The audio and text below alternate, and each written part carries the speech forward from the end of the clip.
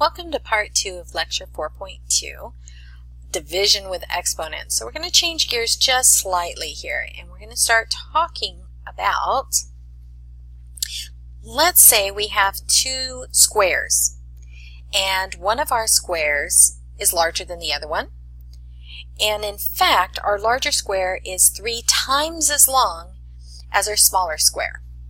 So I don't know what my small square is, but I do know the length of it is x, and the length of my larger square is going to be 3 times as large, so 3x. Now we want to know how many of the smaller squares can I fit on top of the large square. Well, I have to figure out how much of the area will one small square cover, and then divide that into the area of the large. So the area of the large square, well, area is length times width, and since this is a square, it's really 3x squared. And I know my area of the small square is going to be x squared. Well, using our rules, our properties for exponents, I need to distribute the square to the 3 as well as the x. I need to distribute here as well, leaving me with 9x squared all over x squared. But x squared over x squared is just 1.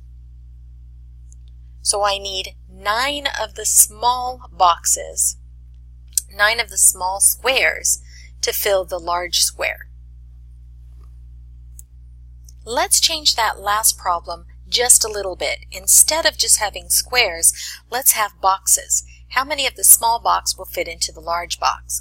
Our dimensions are the same, so I have x for the length and 3x for the large box, but in this case, we're working with 3 dimensions, not just length and width, we're working with height as well. So the area of the large box is going to be 3x cubed.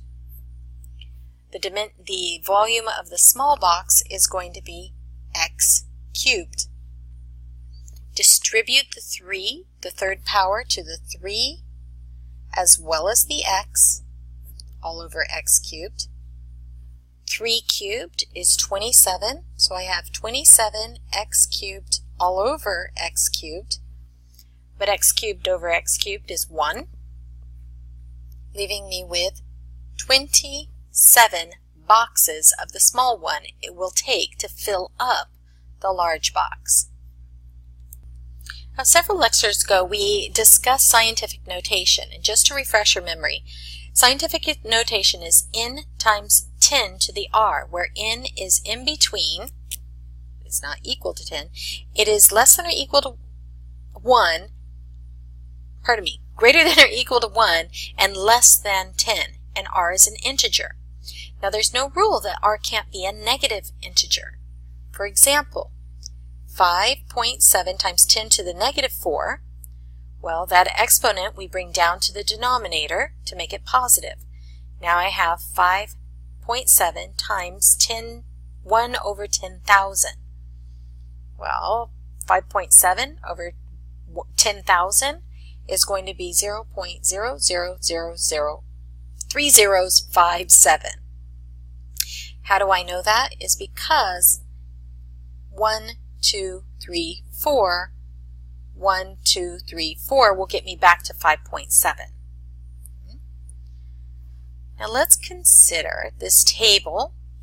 So a number written the long way, for example, 376,000.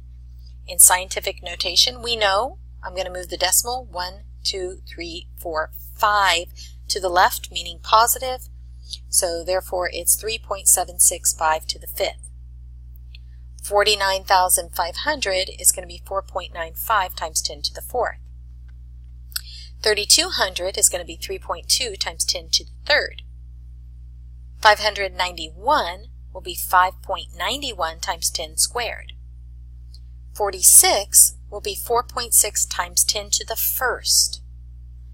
8 is 8.0 times 10 to the 0 power. This is in scientific notation. if you remember, anything to the 0 power is 1. Well, 8 times 1 is still 8. So we are holding true, but it's written in scientific notation, so we do say 10 to the 0. Now here's where we get into negative exponents. As soon as we have a decimal number the long way, we're going to have a whole number like 4.7 times 10 to the negative 1. 0.093 will be 9.3 times 10 to the negative 2. And I'm going to let you look at those other ones as well. So here's a rule. If r is greater than 1, you're going to move the decimal to the right to make it in the expanded version. If r is less than 0, you move the decimal to the left for expanded version. For example, 3.74 times 10 cubed. It is greater than 1, so I'm going to move to the right, 1, 2, 3. So my number is 3,740. 3.74 times 10 cubed, I'm going to move to the left. So it's 1, 2, 3 positions to the left. Add some zeros if you have to. 0.00374. So that's just a little bit about scientific notation with negative numbers. That's it for this video. So until next time, be seeing you.